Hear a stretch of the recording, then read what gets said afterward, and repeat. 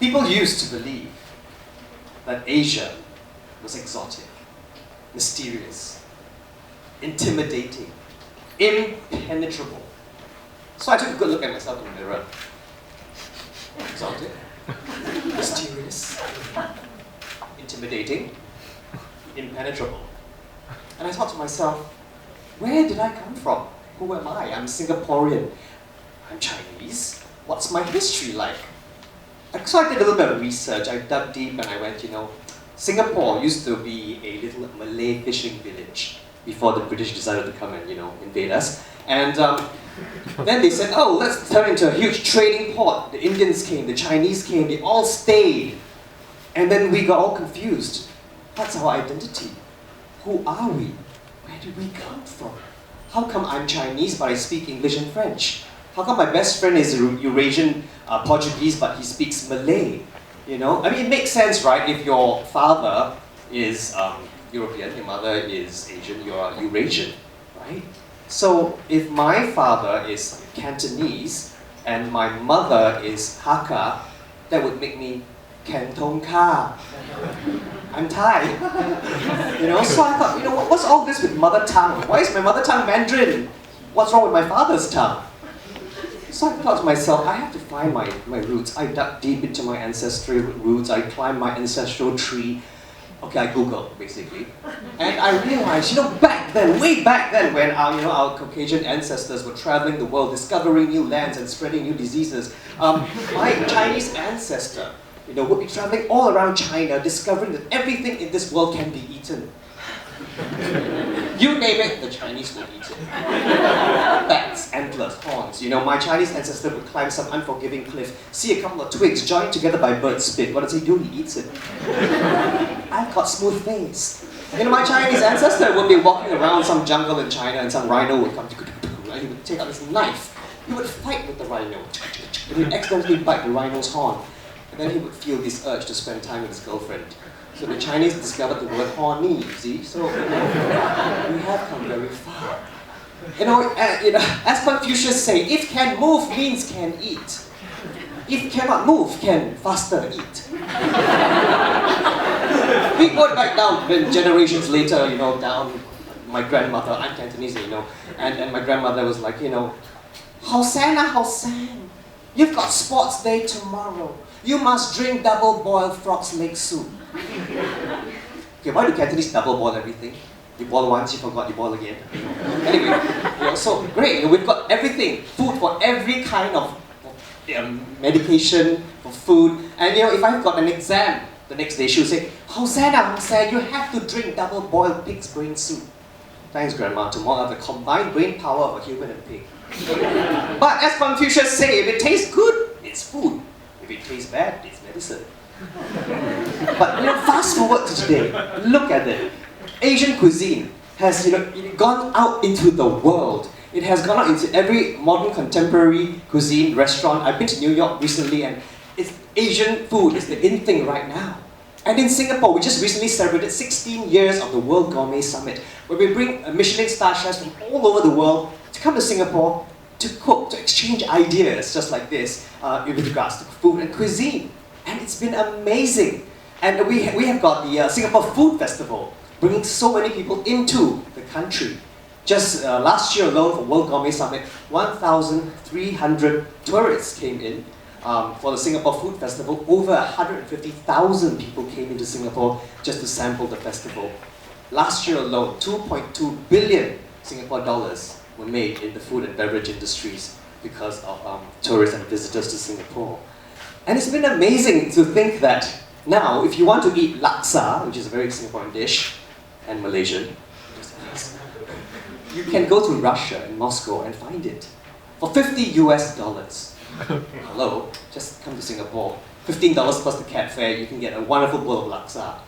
And amazingly, last year, did a bit of research again, Japan has the most 3 Michelin-starred restaurants in the entire world, even beating France.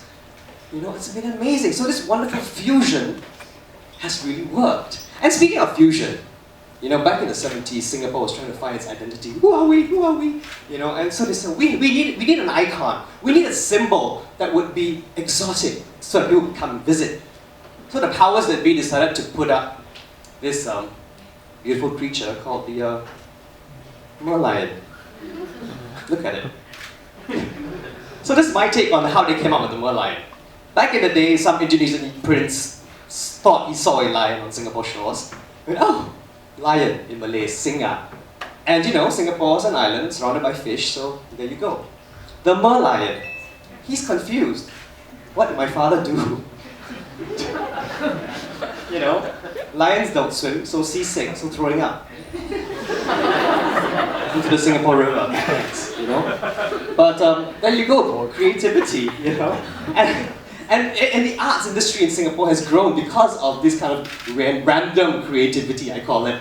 And last year, the Singapore Biennale, we had Japanese artist Tatsu Nishi. He built a hotel room around the merlion's head. I don't know why. You know, so my friend says, oh, we have to go and see the Merlion Hotel for the Singapore Biennale. It's Biennale, friend. Anyway, so they built the hotel room. Yeah. Can you imagine if you're lying on this bed and you go, please don't turn on the water, please don't turn on the water now, no. And can you imagine what they do in the privacy of the bedroom? I mean, whatever goes into the merlion's mouth will end up in the river, so please don't. Yeah, so that was happening all last year. But the merlion has this beautiful vantage point, because where the merlion stands, on its left, it's got the beautiful Esplanade, Theatres by the Bay, architectural icons of Singapore, where international and Singaporean acts have been put up there. It's amazing. The arts have grown over the past decade. And just across from the merlion, we've got the Marinas Bay Sands Casino, where we've had Southeast Asia's longest Broadway running musical, The Lion King, which has been playing there. And in the arts district where the merlion is situated, amazing museums showcasing Asian civilizations, the rest of the world. So it's been amazing, and people who have come to see our plays, be it Singaporean or international, 20% of the audience are tourists. So it's been such an amazing journey for us to experience that in Singapore. And we've taken a leaf out of Hong Kong. I mean, the wonderful Hong Kong Arts Festival, the 40th anniversary. 110,000 people came to Hong Kong for that. And it went on for an amazing, 40 days. Beautiful. And, we have to give credit to the amazing pioneers, Asian artists like Ai Weiwei, whose wonderful sunflower exhibitions at the Tate. And his political activism has put him in the forefront of the world stage. And having said that though, what brings the world to Asia? Our airlines, of course.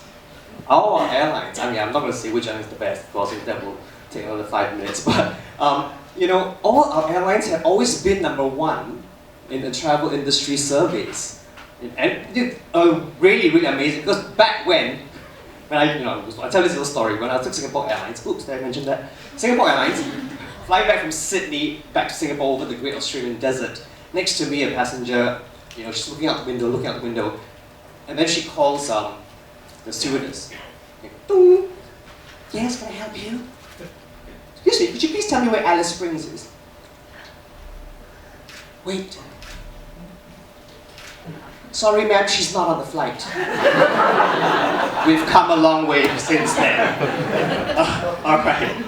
But it's, we've always been saying, look, who's got the best airline? Well, it's not about the airline, because after the airline lands, the airplane lands in your country, the first thing that the tourists would see would be your airport.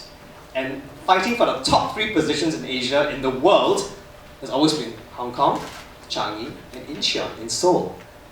And there you go, the amazing efficiency, the amazing service that you get, and that is the first thing that the tourists would take home with them. The visitors, I won't just say tourists, the visitors that come into your country.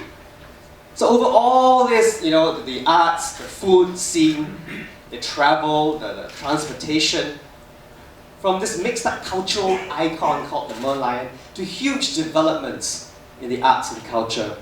From a double boiled frog's leg soup in a pot to the global culinary stage. From Alice Springs to the baggage claim at Changi Airport. I think Asia has been able to amalgamate international influences with local culture. And having said that, I think all it takes, as Confucius said, to travel 1,000 miles, you'd have to take one single step. Thank you.